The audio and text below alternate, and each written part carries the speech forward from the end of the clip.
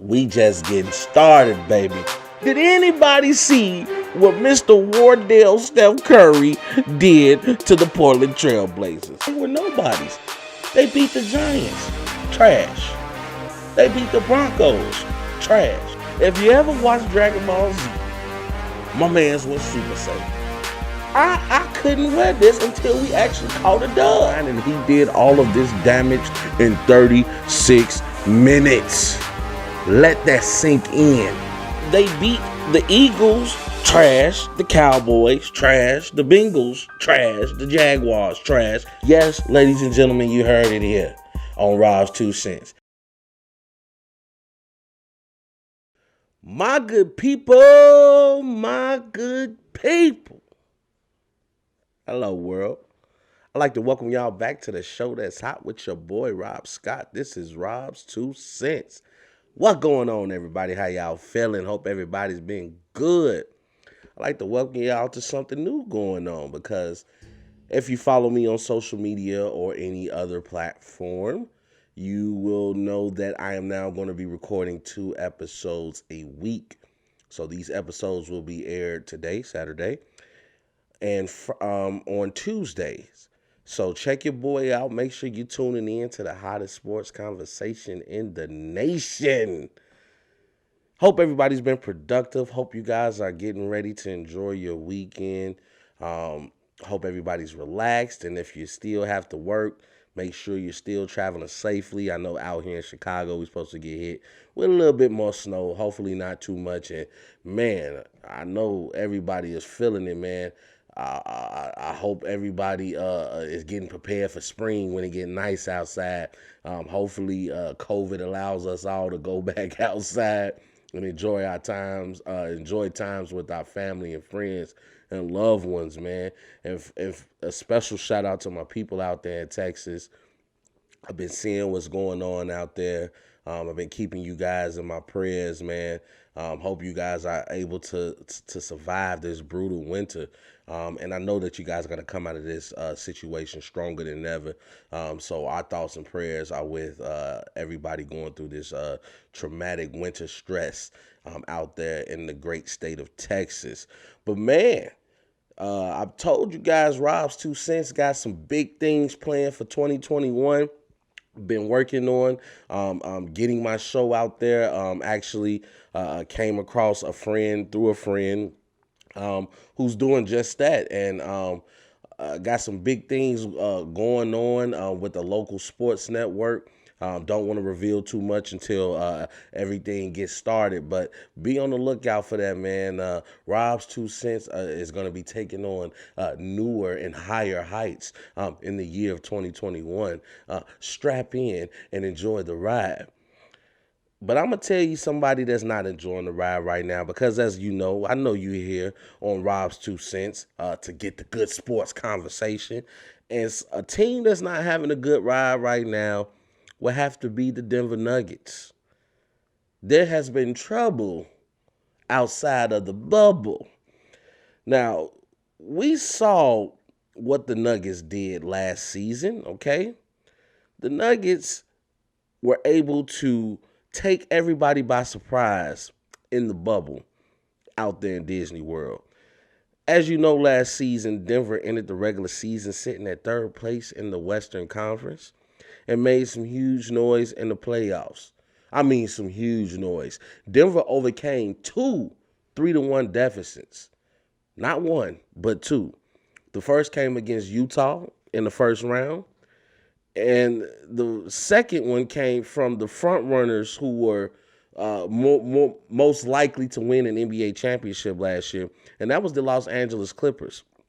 Now, the Nuggets would eventually fall to the LA Lakers in the Western Conference Finals, but the statement had already been made that Denver was going to be a problem for teams for years to come.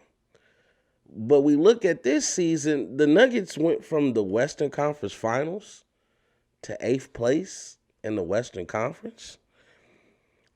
This season has not been so kind to Denver. Even though Denver is 3-2 in their last 5 games, they're currently on a 2-game winning streak, though. They're 4-6 in their last 10 games, and they're currently sitting in 8th place, as I just mentioned. The problem is the inconsistencies on the offensive side of the ball, and their defense and rebounding is average at best. Right now, they're ranked 6th in points per game, which isn't bad at all. However, if we look at their last 5 games, you can clearly see that right now the focus has been on the Joker, Nikola Jokic, and Jamal Murray. They don't have really a third scorer to help bring it home, to help balance out that attack. Now, we all assumed that was going to be Michael Porter Jr., but he still hasn't found his footing yet in this league called the NBA. He is only averaging 13.7 points a game, and his defense is subpar. As we know, last year, that was a huge problem for Michael Porter Jr. He could score buckets on you, but the man couldn't. If he was an antibody, he couldn't stop a cold. Okay.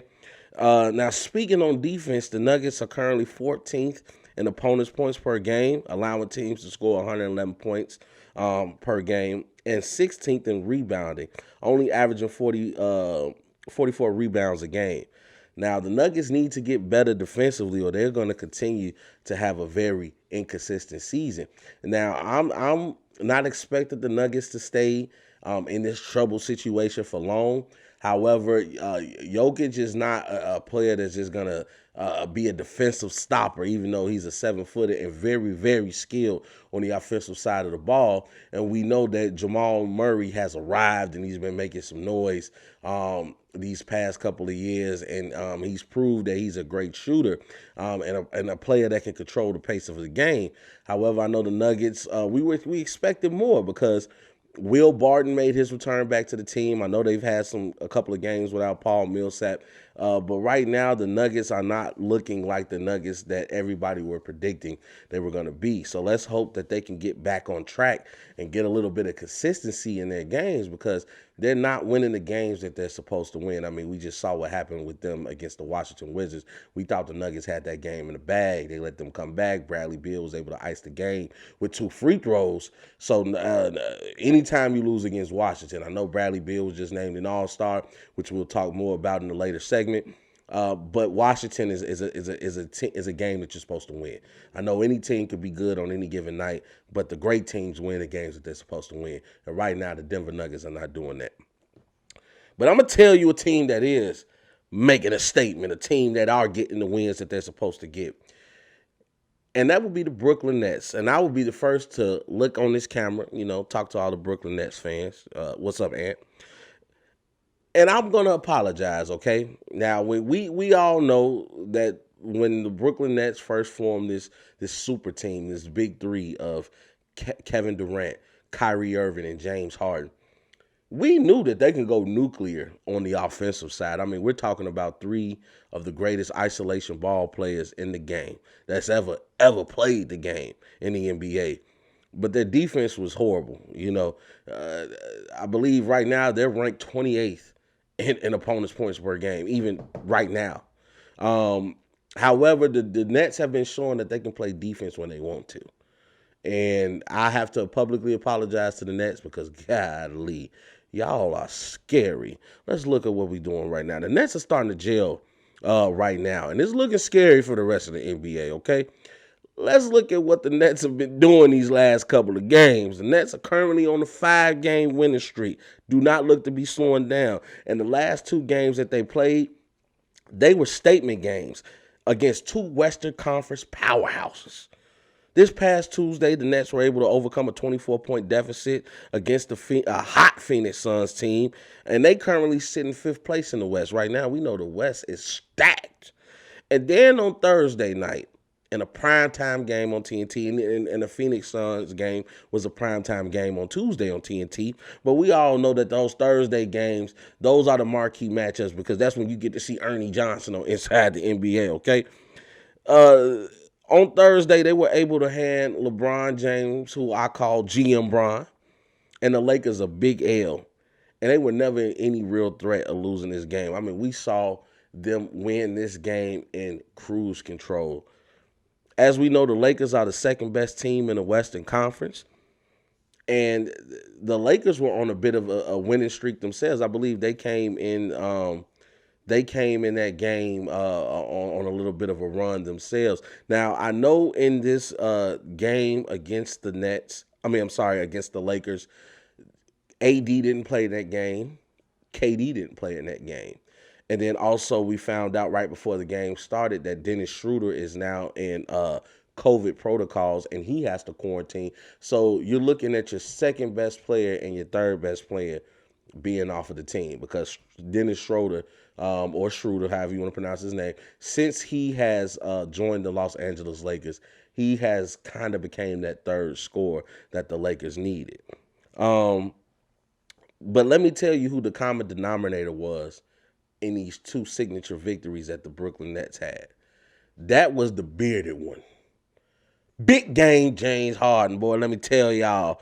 James Harden has been making a statement in his brief time with the Nets.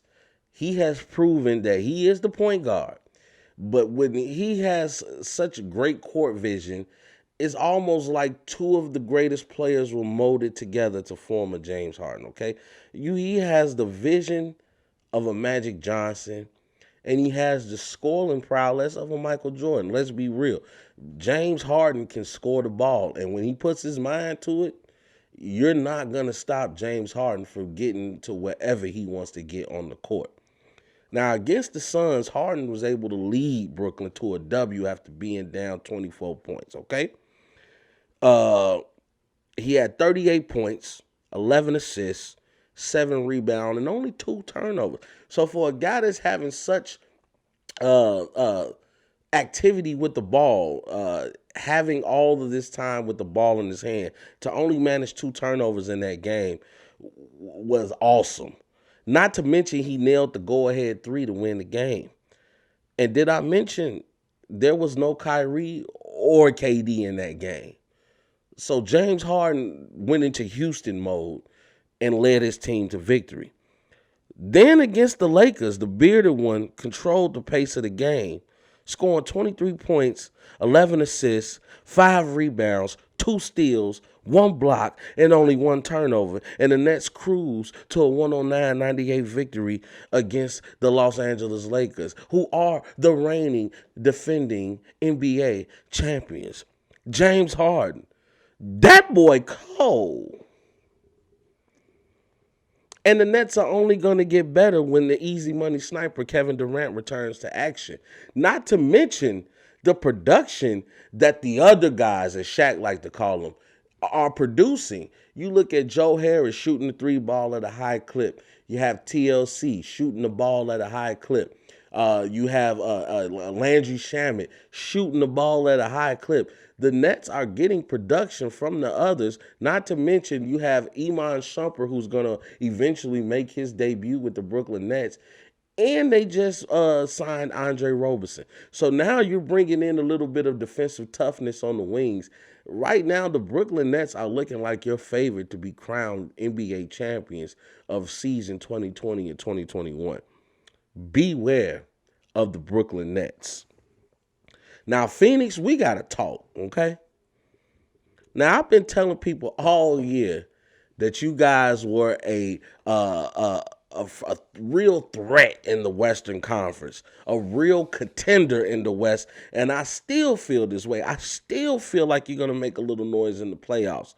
Now, every team is allowed to have a hiccup or two. During a long 82-game season and this year's 72-game season because of the COVID.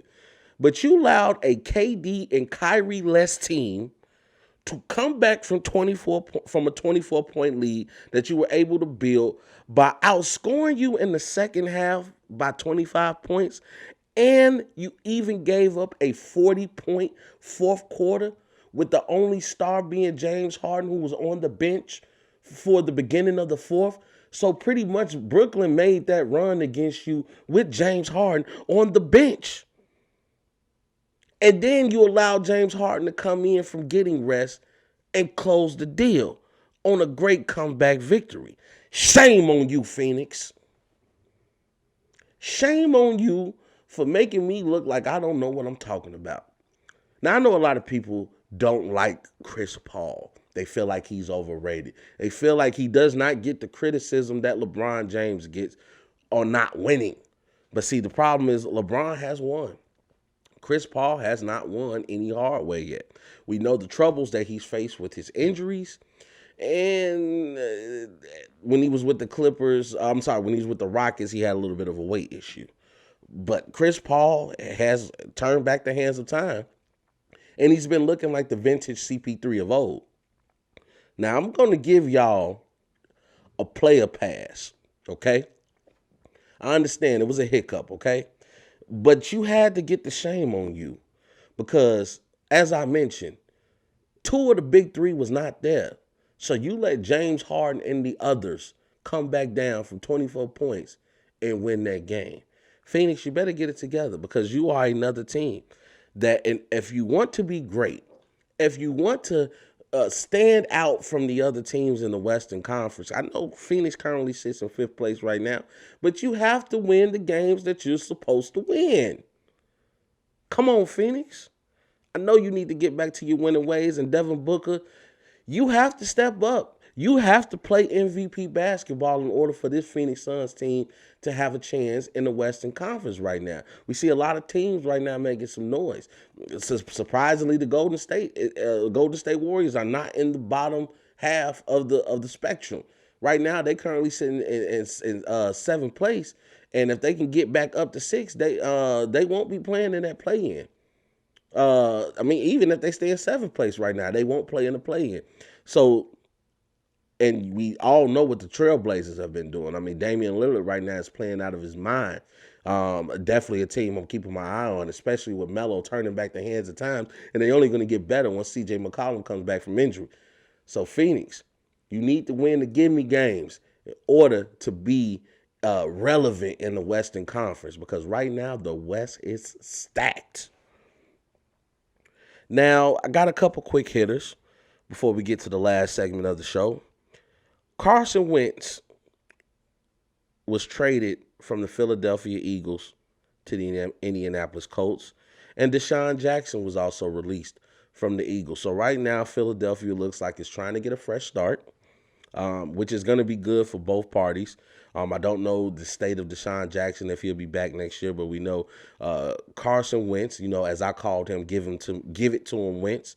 He had a rough time in Philadelphia. I mean, especially if you're looking particularly last season, he's always been prone to get injured. But last season, throwing 16 touchdowns, having 15 interceptions, losing your starting role to Jalen Hurts. And we all know the story with Doug Peterson of how he pretty much set down all of his good players in the last game of the season, which was a game to determine who your NFC East champions were going to be.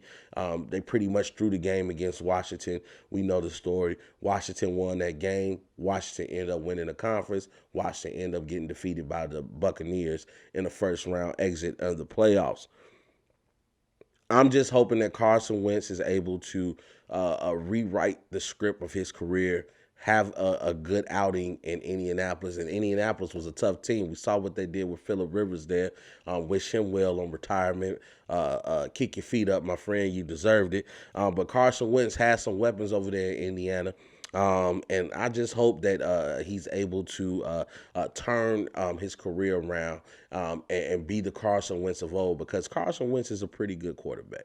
He just needs to get his head on straight. And I think right now getting away from that fiasco known as the Philadelphia Eagles is going to be a great move for Carson Wentz. As far as Deshaun Jackson, I'm going to keep my eye on him, see where he's going to go. We all know he's one of the fastest receivers in the league.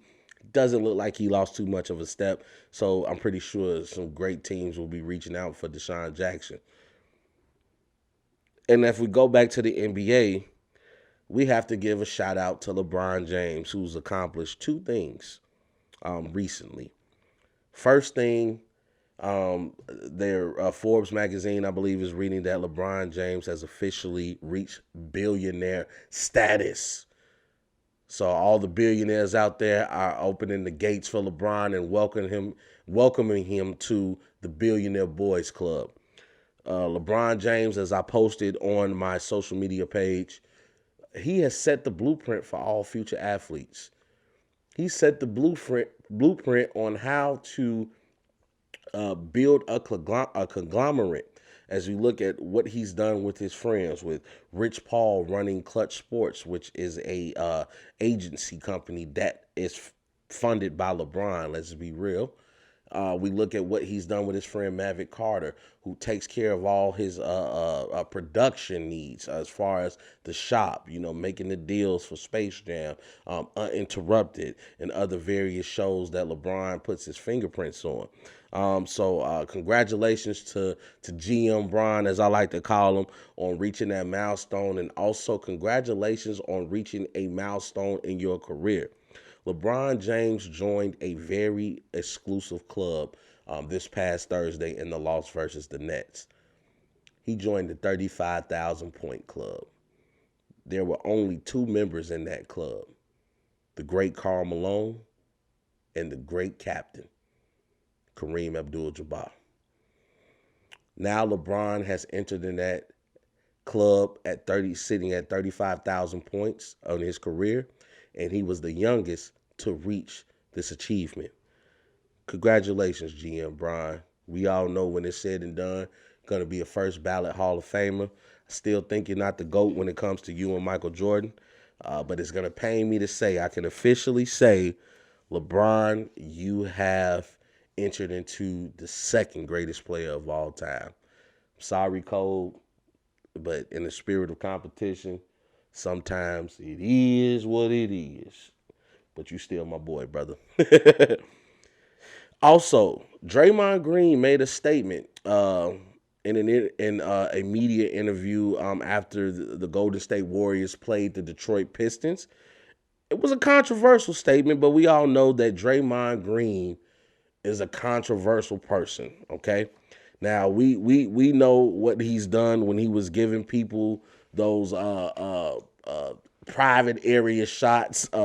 We know about him using the B word against LeBron, then using the B word against Kevin Durant, which was pretty much the straw that broke the straw that broke the camel's back, coming out of Golden State, and KD said, you know what, enough is enough, and this is why we see the big three formed over there in Brooklyn. But Draymond made an excellent point on this statement that he made this past week. Now, before the game started for the Golden State Warriors versus the Detroit Pistons, Andre Drummond went back to the locker room during shoot-around to change back into street clothes because he was made aware that he would be traded and that the Pistons did not want to lose the equity of Andre Drummond, of being able to get him to another team and to get some things that they want. So they didn't want to put him in harm's way. So he will not be playing until they find a suitable trade for the big fella. Draymond didn't like that at all because, and he brings up a good point, it's embarrassing. He brought up some excellent points like DeMarcus Cousins finding out that he got traded during the All-Star game in an interview. That has to be embarrassing that I'm sitting up here talking about what I'm going to do with my team, my current team, and then I find out as I'm talking, that you don't even have the courtesy to wait till this is a private moment. You want to reveal this news to the world, and as I'm making a conversation with the interviewers, I find out that I'm getting traded. He also talked about the way Anthony Davis was persecuted for making it public that he wanted out of the New Orleans Pelicans and that he wanted to go to the Los Angeles Lakers. I mean, AD had gave up, I believe, 7 or 8 years of his life trying to win a ring out there in New Orleans, and you guys did not give him the pieces that he needed to accomplish that goal. The closest they got, I believe, is when they had Drew Holiday, Rondo, AD, and DeMarcus Cousins, but unfortunately DeMarcus got hurt, and we know how that story goes. Draymond shedded some light on the fact that when players demand trades, they're looked at as a cancer in the locker room. They're looked at as the bad guy. They look at as unprofessional and unwilling to work with what they have.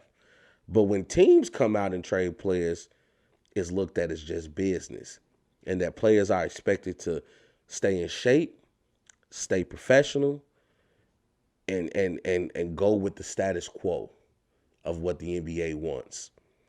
And Draymond makes an excellent point because we've seen players in the past get persecuted for wanting to go into a winning situation. especially when you've given that team years of your life, blood, sweat, and tears. When you've given it everything you have, and the GM is unwilling to put the pieces in play to help his star players win a championship, after the money, you want to win the ring. You start to think about your legacy. And there's nothing wrong with players putting their legacy in their own hands. I like to applaud Draymond Green for stepping up and speaking on those issues, because that can be a lot of stress and that can cause mental health to these players. Um, Bad mental health to these players, I should say. So kudos to Draymond on continuing to step up and be the voice for the voiceless, for those players and athletes that are not just in the NBA, but all across the board, all across the spectrum in sports in general. All-Star Weekend is going to be on March 7th. We found out that KD and LeBron James are going to be the captains, as they were the top two players to get the most votes by the fans. And they're going to be selecting their teams for the All-Star game, kind of like the pickup game that they've been doing. So you're going to have your Eastern Conference players and your Western Conference players, and LeBron James and Kevin Durant will be able to choose either from the East or West players that they want to fill up their rosters for their team. We found out who the Western starters are going to be, Western Conference starters are going to be. Led by GM Bron, we're going to have Steph Curry from the Golden State Warriors, Luka Doncic from the Dallas Mavericks, Kawhi Leonard from the other LA team, the Los Angeles Clippers, and Nikola the Joker Jokic from the Denver Nuggets.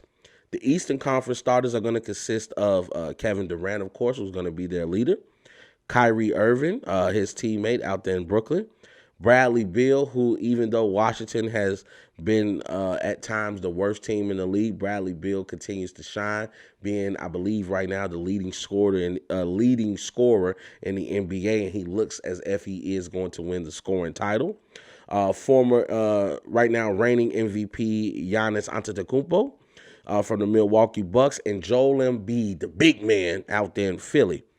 The bench players will be announced next Thursday on Inside the NBA, which was one of my favorite shows, by the way. And I will be getting you that info as soon as I come out with my next episode of my podcast next Saturday, which, of course, will be aired after the Tuesday episode next week. Now, all of the All-Star Game festivities will be conducted all into one day. So the skills challenge and the three-point competition will be held before the All-Star Game commences. During halftime, they will then have the dunk contest, and then the game itself will be played the same way as last year. So you remember, each quarter was treated as a separate game. So if you win the quarter, you win one of those games. And then the final fourth quarter will pretty much be an accumulation of points from the leading team in that game. So let's say LeBron James' team wins quarter one and quarter three, then they would pretty much be the leader. And what they're going to do is they're going to accumulate all three quarters of all points scored. They're going to also add 24 points on top of that score, and that score will become your target score. So now, let's say, for instance, through three quarters, the score is 100 to 95. So the fourth quarter strike score will be 124. That would be 24 points added on top of the 100. And that, of course, is in honor of the late, great Kobe Bryant, who wore the number 24. And pretty much the first team to get to 124 will be your winners of that All-Star game. And we saw last year, that was probably one of the greatest All-Star games we saw, because when that fourth quarter came around, for the first time ever in history, we saw defense being played in the All-Star game. And man, you can tell that those players really wanted to win. I believe Kawhi Leonard was the MVP of that All-Star game last year. We know the relationship that he had with Kobe, even if he doesn't publicly say it. When Kobe passed, he definitely came out and mentioned the conversations that Kobe had. They even shared the same helicopter pilot. So I'm definitely excited to see this All-Star game. I'm glad we are going to have an All-Star game I know some people have some mixed emotions about that, especially because of the COVID situation going on right now. But I'm just ready to see some good basketball and ready to see the stars of stars come out to play. Last but not least, Tom Brady made headlines because the Twitter post he posted was epic. We found out that Tom Brady keeps receipts. Over the past week, Tom Brady posted a video on Twitter, which pretty much showed him winning the Super Bowl, and then he then went on to bury everybody who had anything negative to say about him or his teammates. We heard voices like Shannon Sharp calling him washed up. We heard Eric Dickerson, Hall of Famer running back from St. Louis, saying that he calls Tom Brady an old ass man. We heard it all. The different Twitter posts saying that Gronkowski was washed up and that Leonard Fournette was washed up. Tom Brady really enjoyed throwing that back in everybody's faces, and I enjoyed it for him. You guys have to remember that your spot is not going to always be solidified. And you have to treat everybody as if I'm gonna need you, or as if we gonna run into each other again. Those same people you pass on the top will be the same people passing you when they're on their rise to the top. And Tom Brady let everybody know that you never doubt the GOAT. Again, if you never learned anything from Rob's 2 cents, you know to never doubt the GOAT. My good people, Tom Brady, that boy a fool. And as we get ready to wind down at the end of this show, for the month of February, I've been doing my tribute to athletes of color who has made major contributions in the fight for racial injustice and racial equality for all in this great nation. And the person I want to focus on today is probably a name most people don't know, but I'm going to talk about Craig Hodges.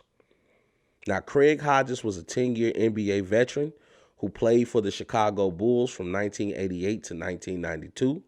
He won 2 rings with the Bulls, of course, being 1991 and 1992, and is also one of only 2 players to win a 3-point competition in the All-Star game 3 times. That other player was none other than Larry Legend himself, Larry Bird.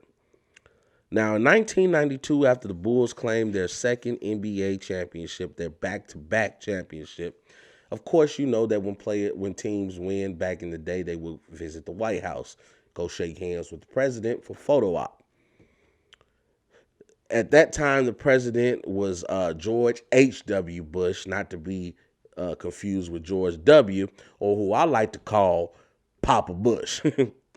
Craig Hodges showed up to the White House wearing a dashiki and delivered a handwritten letter to the president criticizing his policies and laws that he had in place and the mistreatment of poor and minorities in this great country called America. Even though this country is great, America does have a past and continues to let that past rear its ugly head because for some reason we have a racial problem here in this country. But because of this bold move by Craig Hodges, he was released from the Chicago Bulls and then blackballed by the NBA. He filed a $40 million lawsuit against the NBA, but it was dismissed in court due to a technical loophole on how long a racial case can be in a court of law under decision. I believe it passed, I think it's only 2 years. The case had ended up going to 4 years. By that time, it had got dismissed in court. But Craig Hodges showed what a voice can do and how much fear it can bring. I know we're going to be seeing the movie that just came out, Black Jesus and Judas, or Judas and the Black Messiah. I'm sorry, and it's going to be talking about the life of Fred Hampton, as we know was one of the significant voices in the Black Panther Party. And we know how he was maliciously conspired against by law enforcement and pretty much gunned down in his home after he had been drugged by somebody who the police were able to get to infiltrate the Black Panther Party. Uh, they get scared of that because now you're going against the status quo, and for the racist people out there, they feel that they're going to lose their power or lose their place in America, and lose their position. We're not asking to be your rulers. We're just asking for the same treatment that you get. And without people like Craig Hodges to speak up for that, things will continue to go on as normal. Craig Hodges even went as far as to criticize the star players in the league, even his own teammate and Michael Jordan, for not standing up and using his voice and his platform to raise awareness of the way black people get treated. Yes, you don't get treated like that, but everybody that looks like you doesn't get treated like Michael Jordan. It's nothing against Michael, and I understand at that time it was a scary situation where you want to make sure that you have money to support your family, to support your habits, to support your needs, and you're afraid that if you spoke up, your financial situation would be under duress. But it was players like Colin Kaepernick, players like LeBron James, players like Craig Hodges, who are unafraid to let the world know that we are black, we are proud, and we ain't going nowhere. And if you're smart, you will make friends with us and give us the equality that you want, because America is nothing without us. We help build this country, and if all hell breaks loose, we will be looked to help fight for this country.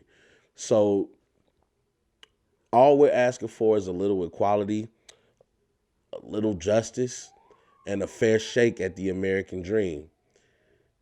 And I appreciate Craig Hodges for his sacrifice, because even though he got blackballed by the NBA, I want to bring his story to light to let people know that sometimes you have to stand up and fight for something, even if that means you can lose everything. And that's the end of my show, my good people. I appreciate you guys for tuning in on this Saturday, even though I'm recording Friday. You're going to see the show Saturday, and I appreciate you guys for showing up and supporting your boy. I appreciate the noise that you guys have been making. I appreciate when I walk on the street and somebody calls me Rob's 2 cents, or somebody tell me to keep doing your thing with your podcast. I love you guys. I appreciate the support. Make sure you guys continue to like, share, subscribe. Make sure you guys continue to treat each other with love and respect, and make sure that you guys treat every day of your life like it's your last, because if you don't go for your dreams, if God blesses you to be an older person, you don't want to look back with regret. You don't want to look back and say, I should have did that. You got to grab your dreams right by the horns, pull them with you, and prepare for that ride, baby. Because when you do start to accomplish your dreams, man, oh man, what a feeling that is. And I know I'm on my way to the top. ESPN, Fox Sports Network. I'll see you soon. Like I said, I'm going to keep you guys in tune of what's going on with my future situation. I'm very excited for the work that we're going to be doing together, for the new production quality I'm going to be getting. I appreciate, once again, all you guys for continuing to show support. Your boy love you. Make sure you guys have a great evening. Drive safe. Enjoy your weekend. Get prepared for next week. Make new goals and knock them joints right out the park. This has been the show that's hot with your boy Rob Scott. This has been Rob's 2 cents. You know my slogan, y'all. Be great, and we gone. There's a bigger fight going on. There's a much bigger agenda than the streets. And I know sometimes it's hard to see that far in front of us, but we have to look past the illusions, look past the delusions of grandeur, and look at the bigger picture. We need to become better versions of ourselves each and every day. Fight for what you believe in. Because if you stand for nothing, you'll fall for anything. We just getting started, baby. You guys know the slogan now. Hope you all have a great evening. And we gone.